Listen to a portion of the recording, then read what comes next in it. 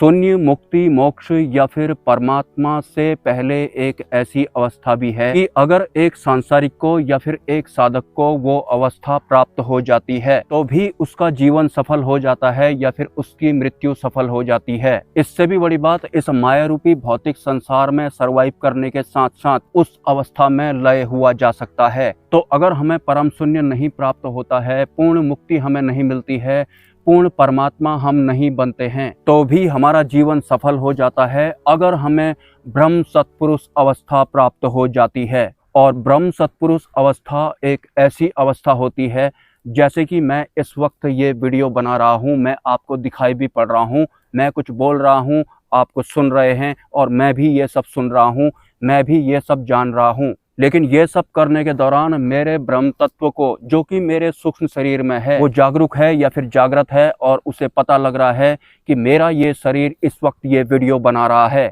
मतलब मेरा ब्रह्म तत्व पूर्ण जागरूक है और उसे पता है कि मेरा शरीर क्या क्या कर रहा है, वो देख रहा है जो भी मैं कर रहा हूँ। और इसे ही ब्रह्म सत्पुरुष अवस्था कहते हैं। ब्रह्म सत्पुरुष अवस्था को अगर मैं और सरल करना चाहूँ, जैसे कि रात को हम सो जाते हैं, गहरी नींद के दौरान हमें ये नहीं पता लगता है या फिर हमारे सूक्ष्म शरीर को ये नहीं पता लगता है कि मेरा शरीर इस वक्त सोया हुआ है। लेकिन अगर मैं अपने ब्रह्म तत्व को जगा लेता हूँ तो मेरे ब्रह्म तत्व को साफ साफ पता लगता है कि इस वक्त मेरा शरीर आराम कर रहा है। लेकिन जो ब्रह्म तत्व होता है वो नींद में भी जागरूक रहता है, अलर्ट रहता है, वो सब कुछ देख रहा होता है। इसे ही ब्रह्म तत्व का जागरूक होना कहते हैं। आप समझ सकते हैं कैसी अवस्था होगी कि मैं गहरी नींद में हूँ और मेरा ब्रह्म तत्व बिल्कुल अलर्ट है, पूर्ण रूप से जागरूक है। और ब्रह्म तत्व जागरूक 24 घंटे रहता है। उसे नींद में भी पता लगता है कि मेरा शरीर सोया हुआ है और ये बाकी की दुनिया में ये सब हो रहा है। मतलब एक तरफ हमारा शरीर सो रहा होता है, हमारी बुद्धि रेस्ट कर रही होती है, हमारा मन भी सो गया होता है, लेकिन हमारा ब्रह्म तत्व जागरूक होता है, वो भी 24 घंटा। और इस अवस्था को ब्रह्म सत्पुरुष अवस्था कहते हैं। लेकिन अभी तक अगर हम सो रहे होते हैं तो हमारे सूक्ष्म शरीर को पता नहीं लगता है कि मेरा जो फिजिकल बॉडी है वो सोया हुआ है, क्योंकि हमने हमारी बॉडी के ब्रह्म तत्व को जागरूक किया ही नहीं है। हमारा ब्रह्म तत्व जागरूक है ही नहीं, तो उसे भी नहीं पता लगता है कि मेरा जो फिजिकल बॉडी है वो सोया हुआ है। और ये अवस्था सिर्फ नींद तक ही सीमित नहीं होती है। ब्रह्म सत्पुरुष अवस्था एक साधक या फिर एक इंसान के साथ 24 घंटा चलती है। और तो और मृत्यु के बाद भी ब्रह्म सत्पुरुष अवस्था बनी रहती है, बरकरार रहती है।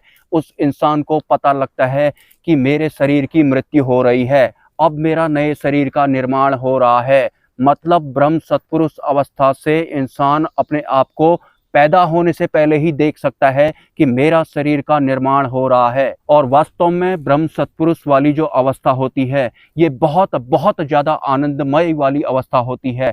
इसमें जो इंसान या फिर जो साधक होता है बहुत ज्यादा आनंद में रहता है। और जो ब्रह्म सत्पुरुष होते हैं वो हमारे ही इस फिजिकल वर्ल्ड में सर्वाइव भी करते हैं। लेकिन एक आम इंसान या फिर एक साधक जो उच्च स्तर का न हो, ब्रह्म सत्पुरुष को नहीं पहचान सकता। ब्रह्म सत्पुरुष अवस्था लाइक मैं इस वक्त बोल रहा हूँ, वीडियो बना रहा हूँ और मेरा जो ब्रह्म तत्व है वो ये सब करते हुए मुझे देख रहा है। और ये जो अवस्था होती है पूर्ण परमात्मा वाली तो नहीं होती है, लेकिन ये अवस्था बहुत बहुत बहुत ज्यादा उच्च स्तर की होती है। और उच्च स्तर के साधक उच्च स्तर के सत्पुरुष या फिर सद्गुरु के सानिध्य में रहकर इस अवस्था को प्राप्त कर सकते हैं। हालांकि हम अगर सद्गुरु के सानिध्य में होते भी नहीं हैं, भले ही भौतिक तौर पर या फिर मानसिक तौर पर, आई मीन एस्ट्रल फॉर्म में, तो भी साधक अगर प्रयास करता है तो वो ब्रह्म सत्पुरुष की अवस्था को भी प्राप्त कर सकता है। और ब्रह्म सत्पुरुष जो होते हैं वो हमारे इस भौतिक जगत में सर्वाइव भी करते हैं, लेकिन वो ब्रह्मांडी व्यवस्थाओं में भी शामिल हो जाते हैं।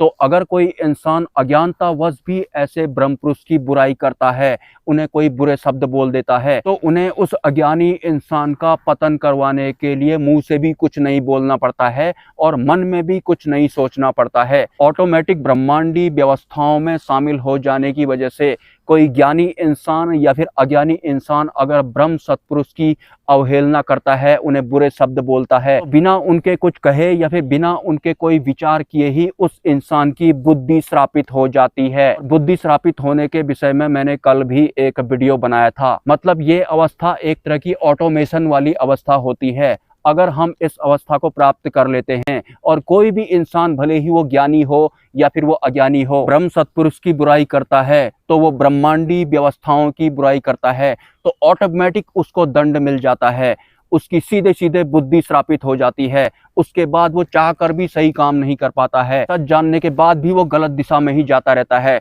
जैसा कि दुर्योधन के साथ हुआ था।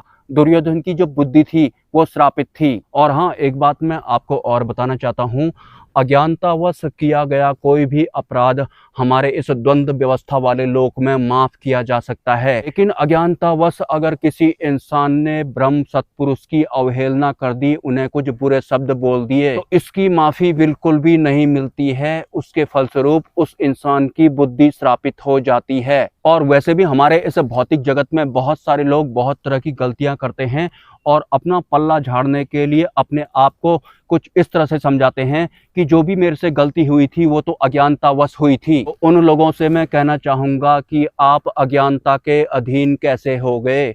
आपके पास तो हर वो चीज़ है जो अज्ञानता को दूर कर सकती है, क्योंकि अगर हमने इस धराधाम पर जन्म लिया है तो पूर्ण व्यवस्था के साथ ही जन्म लिया है। ऐसा नहीं है कि हमें गलत और सही का अंदाजा ही नहीं लग रहा है। और हाँ, एक अवस्था ऐसी भी होती है, उस अवस्था के साथ अगर एक पर्टिकुलर इंसान इस भौतिक जगत में सरवाइव करता है और वो उच्च स्तरीय गुरुओं की भी बुराई कर देता है, भले ही वो अज्ञानतावश करे या फिर जानबूझकर करे, तो उसे किसी भी तरह का कोई श्राप नहीं लगता है। लेकिन उस अवस्था के बारे में मैं किसी को कुछ भी नहीं बताऊंगा। और हाँ, मुझे एक व्हाट्सएप आया था कि आप मुझे सदगुरु का मोबाइल नंबर दे दीजिए। देखिए, सदगुरु, सत्पुरुष या फिर ब्रह्म पुरुष एक अलग अवस्था में होते हैं। आपको भूल कर भी इस गलतफहमी में नहीं रहना है कि अगर मैं सदगुरु के सानिध्य में आ जाता हूँ, मेरे अंदर कोई कमी होगी तो सदगुरु छोटी छोटी कमियां मेरे अंदर से निकालते जाएंगे, उसके बाद में उनके लेवल का बनते जाऊंगा। आप जिस तरह से खुद को सिद्धियों के अनुकूल बनाते हैं,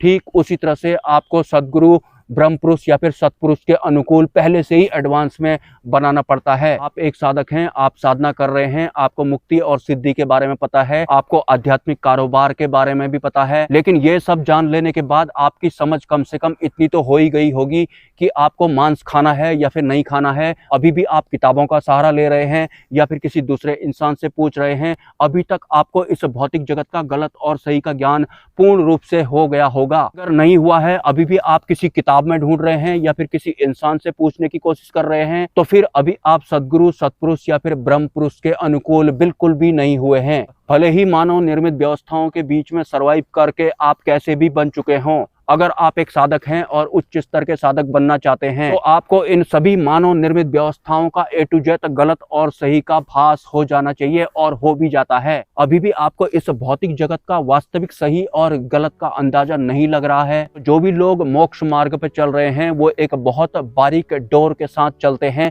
भले ही अभी वो सदगुरु के सानिध्य में आए हों या फिर ना आए हों। और सदगुरु, सत्पुरुष या फिर ब्रह्म पुरुष एस्ट्रल फॉर्म में सरवाइव करना भी जानते हैं। दिखते भले ही वो मेरे जैसे या फिर आपके जैसे होंगे। तो आपको सदगुरु, ब्रह्म पुरुष या फिर सत्पुरुष प्राप्ति के लिए टेंशन नहीं लेनी है। आप उनके अनुकूल हो जाएंगे तो ऑटोमेटिक आप उनकी अवस्था में पहुंच जाएंगे, और जैसे ही आप उनकी अवस्था में पहुंच जाएंगे, थोड़ा बहुत भी अगर आप उनकी अवस्था में पहुंच जाएंगे तो स्वतः ही वो आपको मिल जाते हैं। ट्राई करने की जरूरत नहीं पड़ती है, प्रयास करने की जरूरत नहीं पड़ती है, और प्रयास जहां तक शामिल रहता है वहां तक माया होती है। हालांकि ये एक अलग विषय है, इस विषय पर मैं विस्तार से एक वीडियो कभी न कभी जरूर बनाऊंगा। अगर आपके सवाल हैं तो आप मुझे कमेंट कर सकते हैं, सपोर्ट कर सकते हैं आप इस चैनल को मेरे मोबाइल नंबर पर या फिर QR कोड पर। मिलते हैं नेक्स्ट वीडियो में। ब्रह्मा, विष्णु, महेश, जय मां पराशक्ति।